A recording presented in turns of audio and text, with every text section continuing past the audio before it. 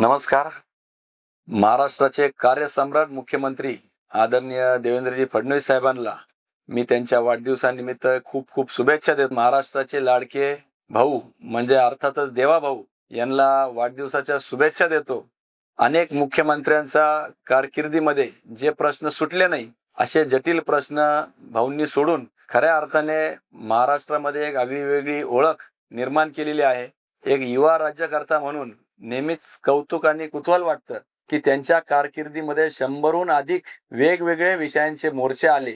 याचाच अर्थ महाराष्ट्राला अपेक्षा आहे, आशा आहे की आपले प्रश्न जर कोणी सोडू शकतो तो म्हणजे आपला लाडका भाऊ देवा भाऊ सोडू शकतो. प्रत्येक क्षेत्रामध्ये त्या ठिकाणी योगदान देऊन त्यांनी खरं तर आपली कारकीर्द सिद्ध केलेली आहे. शेतकरी असू, कर्जमाफीच्या बाबतीत विचार केला तर सर्वाधिक मोठ्या रकमेची कर्जमाफी ही आदरणीय देवाभाऊंच्या नेतृत्वाखाली झाली. महिला शेतकरी सन्मान विधायक देखील त्यांच्याच कारकिर्दीमध्ये आलं. एवढंच नव्हे तर 48,000 कोटीचं वीज बिल माफ करण्याचं ऐतिहासिक पाऊल देवाभाऊंनी उचललं. यासहित अनेक योजना शेतकऱ्यांच्या दृष्टिकोनातून महत्वाचं समजले जाणारं पाणी, पश्चिमेचं पाणी पूर्वेकडे वळवायचं असेल, 4 राज्यांबरोबर पाण्याचा वाद असेल, असे जटिल प्रश्न सोडून आपलं नेतृत्व क्षमता आदरणीय देवाभाऊंनी दाखवून दिलेली आहे.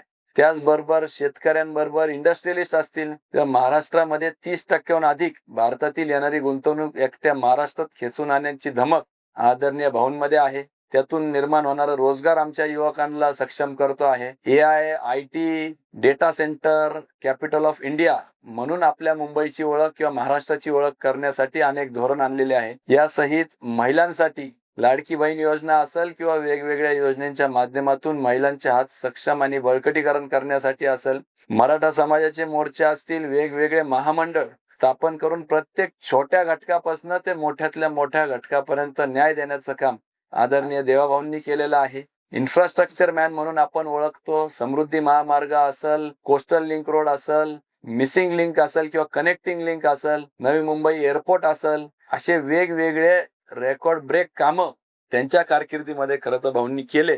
आणि निश्चितपणाने एक एम्बिशियस महाराष्ट्रासाठी एक सुपर एम्बिशियस मुख्यमंत्री आपल्याला लाभलेला आहे. जेन झी पासून तर ज्येष्ठांपर्यंत आणि महिलांपासून तर पुरुषांपर्यंत, युवकांपासून सगळ्यांचेच सर्व गुण संपन्न असे मुख्यमंत्री लाभले.